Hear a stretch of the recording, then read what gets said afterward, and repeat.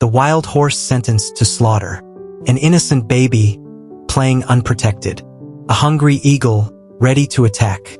3 lives that were never meant to cross paths were about to collide in a moment that would change everything.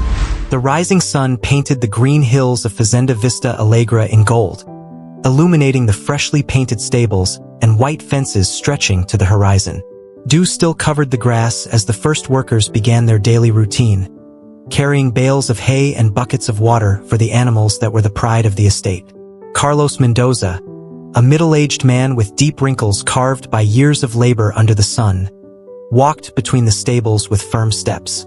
His leather hat shaded his watchful eyes, missing no detail. Fazenda Vista Alegre was his legacy, built over 3 generations of his family, renowned throughout the region for breeding the finest horses. Zika, Carlos called, adjusting his belt as he approached the foreman overseeing the feeding. Let's do a full inspection today. I need to check our inventory before the buyers from the south arrive.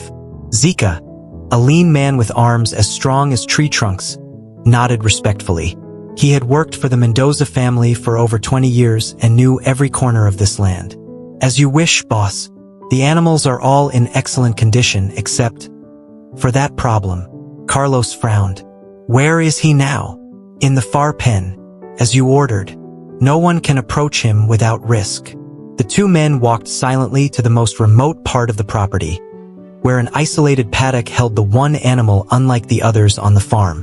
While the rest of the horses displayed sleek coats and noble stances, this one stood apart, its black coat dull, its posture defensive. At the men's approach, the horse reared slightly and snorted in challenge. 3 years we've tried to tame him, Carlos said, disappointment in his voice. He'll never be fit for competition or breeding with that temperament. Zika studied the horse with cautious respect. There's something special about this one, boss. Mustangs are known for being difficult, but this one, it's like he understands everything around him. Some days, I swear he's plotting something. Carlos laughed dryly. What's he plotting? How to throw the next rider, maybe. We've already lost enough money on this animal. Next week, the slaughterhouse truck comes for him. The words hung in the air like a death sentence. Thunder, for that was the horse's name, stared at Carlos with dark eyes, unflinching. Those eyes, muttered Zika, shivering. Wild eyes, like he never forgot the mountains he came from. What good is wildness on a modern farm? Carlos snapped. We need animals that work with us, not against us. He's injured 3 men and scared off every mare we've tried to breed him with. Later that day, as the other horses were led out for training, visitors admired their grace and power. Meanwhile, Thunder remained forgotten in his isolation. When a group of foals was brought to the adjacent pen, the trainer snapped his whip in warning. Stay away from that side of the fence. That one's got the devil in him. No wonder they call him Thunder. Unpredictable as a storm. As the sun set, activity on the farm quieted. Lights flickered on in the workers' cottages and the main house, where Carlos reviewed ledgers with his accountant. That horse costs us more than he's worth.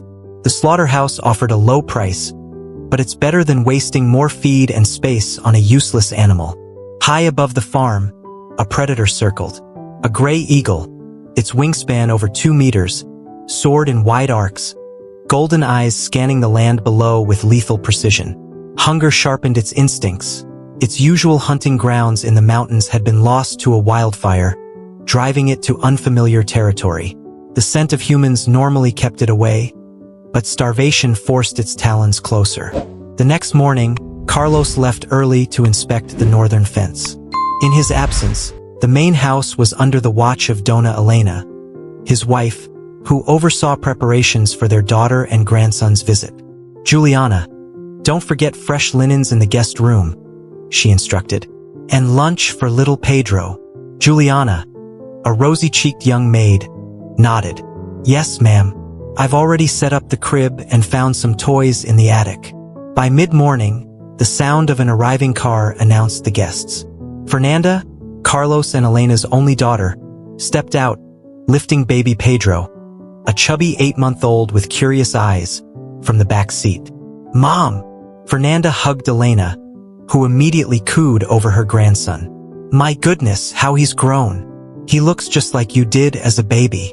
After lunch, while Fernanda helped her mother, Juliana took Pedro to the garden. "Such a beautiful day, he'll love the flowers," she said cheerfully. Spreading a blanket on the lawn, she set Pedro down with his toys, then wandered off to pick blooms, glancing back occasionally. In the far paddock, Thunder grazed idly until something changed. His ears twitched, catching sounds no human could hear. The wind carried a strange scent, something wild, something dangerous. His head jerked up, nostrils flaring. Dark eyes locked onto the garden. A shadow moved in the sky. With a sharp snort, Thunder pawed the ground, muscles coiling. He saw the eagles dive before anyone else did. In the garden, Pedro giggled, reaching for a blue butterfly. Juliana, humming, didn't notice the dark shape plummeting from above. Not until the sudden gust of wind made her look up. "Pedro!" Her scream tore through the air. At the same moment, Thunder moved. With a furious crash, he shattered the paddock fence, splintering wood in a single kick. Freedom was his, but instead of fleeing to the hills, he charged toward the garden. Carlos and Zika, hearing the commotion, ran outside just in time to see the impossible. Thunder, the untamable outlaw, racing like a black arrow across the pasture. "My God, he's loose!" Carlos shouted. But Zika froze, eyes widening. "Fernanda and the baby, he's heading straight for them." Time slowed. The eagle's talons were inches from Pedro when Thunder leaped. A living shield, he placed himself between predator and child. The eagle's claws scraped air, grazing only a few golden hairs from Pedro's head. The baby wailed as Thunder landed beside him, then whirled, rearing to strike again. The eagle, thwarted, circled for another attack, this time aiming for Thunder's exposed neck. Talons sank deep. Blood streaked the horse's black coat. Yet Thunder didn't yield. With a final, desperate lunge, he kicked. The impact sent the eagle tumbling to the ground, wings flapping weakly before it fled. Carlos snatched Pedro up, heart pounding. Fernanda sobbed in relief as she clutched her son. Thunder stood trembling, wounds bleeding, but his eyes never left the retreating predator. Carlos approached slowly, hand outstretched. "Thank you," he whispered, touching the horse's sweat-drenched neck. Thunder nudged his palm gently. In the days that followed, Fazenda Vista Alegre transformed. Thunder's pen was replaced with a pasture near the main house. His wounds healed into scars, badges of honor. News of the horse who fought an eagle to save a baby spread far. "Thunder isn't for sale," became Carlos's unwavering reply to offers. And every evening, as the family gathered on the porch, the black Mustang would stand watch under the stars. A silent guardian who had taught them all a truth. True nobility lies not in bloodlines or beauty, but in the courage to act when it matters most.